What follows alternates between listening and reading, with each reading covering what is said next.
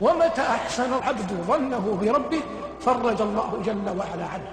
قال الإمام الذهبي رحمه الله في ترجمة أبي مسلم الخولاني رحمه الله أن أبا مسلم هذا وكان من الصالحين العباد اشتكت إليه زوجته الفقر الذي هو فيه، وأنه لا دقيق تصنع منه خبزا. قال لها: هل في البيت مال؟ قالت: دينار واحد.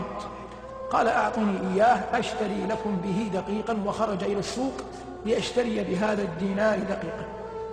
لما وصل إلى السوق قبل أن يشتري الدقيق جاءه رجل سائل عليه المسكنة ظاهرة بادية، فأعطى أبو مسلم السائل الدينار ولم يبق في يديه شيء، لم يبق في يديه إلا الكيس الذي خرج به من بيته ليشتري ويضع فيه الدقيق.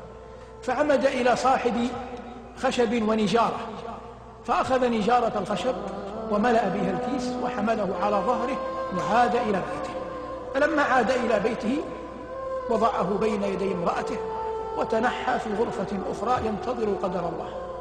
ما هي إلا برهة وإذا بالمرأة تأتي له بالخبز، فقال لها: من أين لك الدقيق؟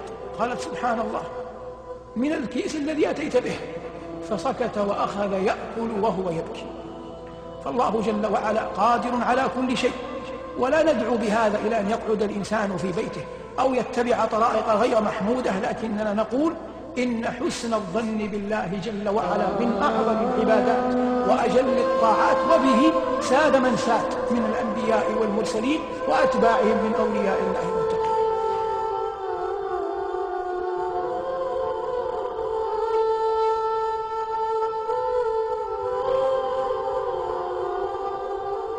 ينجي الله الذين اتقوا بمفازتهم لا يمسهم السوء ولا هم يحزنون.